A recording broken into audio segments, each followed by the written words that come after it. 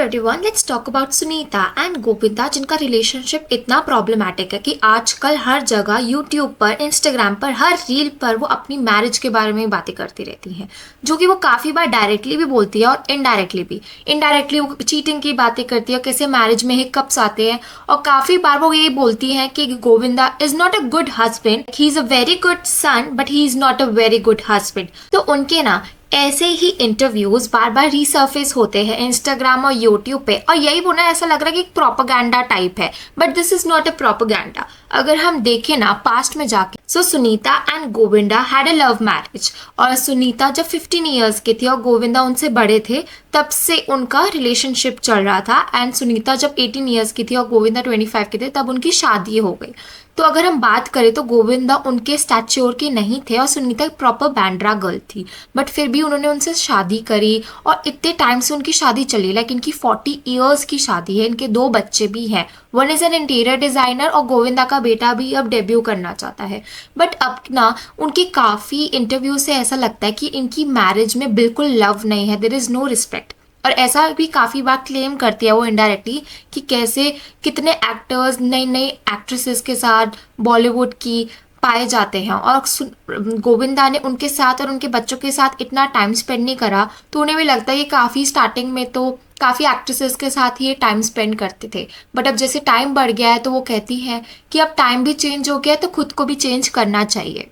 काफ़ी बार अब एकदम से सुनीता अपनी बबली पर्सनालिटी की वजह से ना नए नए क्रिएटर्स और काफ़ी इस्टेब्लिश क्रिएटर्स के साथ आ रही हैं, वो अपने इंटरव्यूज़ अपनी बात रख रही है, और ऐसा ना एक डेस्परेट नीड लग रही है फाइनेंशियल इंडिपेंडेंस की, क्योंकि हाल फिलहाल में गोविंदा इतना काम भी नहीं कर रहे हैं, उनके पास कोई प्रोजेक्ट भी नहीं है, and Govinda emotionally, mentally, financially अभी अपनी सबसे लोएस्ट पर है। और ऐसा लगता है कि अब शादी में भी इतना वो प्यार रहा नहीं है, दोनों का एक अपना ही एक अलग फाइनेंशियल एक लाइफस्टाइल है, और उस लाइफस्टाइल को मेंटेन करना भी डिफ़िकल्ट होता है, बिकॉज हमें पता है कि ग्लैमर वर्ल्ड कैसा होता है। बट अगर हम ग्लैमर वर्ल्ड को असाइड रखें तो ऐसा लगता है कि गोविंदा इज़ नॉट सपोर्टिव और सुनीता साथ ही साथ काफ़ी वैदिक कंटेंट भी डाल रही थी, टैरो का कंटेंट डाल रही थी, स्पेशली अपना रेकी और समथिंग रिलेटेड टू वास्तु, उससे रिलेटेड डाल रही थी।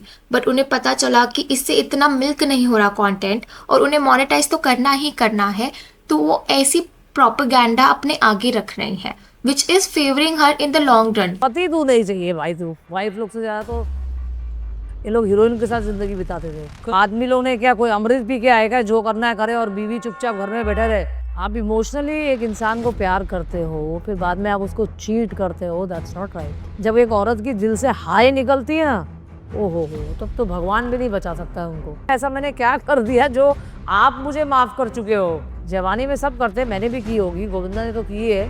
पहले के टाइम में जब गोविंदा और सुनीता एक साथ कपिल के शो में भी आए थे अपनी डॉटर के साथ, तब उनका काफ़ी लव बॉन्ड दिखता था। बट अब थोड़े टाइम से जब से सुनीता 6-8 महीने से आने लग गई हैं इंटरव्यूज़ में, और ऐसा सबको एक पीआर और एक पब्लिसिटी लगती है कि कैसे इन दोनों की मैरिज नहीं चल रही। बट पहले ये भी बहुत र्यूमर्स थे 2000 में कि कैसे गोविंदा के रानी मुखर्जी के साथ पाए गए थे एक शूट के दौरान यूएस में, और गोविंदा और रवीना टंडन का भी अफेयर की काफ़ी न्यूज़ थी। और गोविंदा तो चाहते ही थे शादी करना नीलम से, कि उन्होंने एकदम से सुनीता को बोल दिया था कि मैं ये शादी कॉल ऑफ कर रहा हूँ। एट दी एंड हम ये नैरेटिव बहुत देख रहे हैं इंस्टाग्राम और यूट्यूब पे। So kindly tell in the comment section कि आपको कैसा लगा ये टॉपिक, एंड कि कैसे इतनी प्रॉब्लमैटिक मैरिज है इन दोनों की। Also it's a lesson for all the girls कि कैसे फाइनेंशियल इंडिपेंडेंट होना इंडिया में स्पेशली विमेंस के लिए बहुत ज़रूरी है।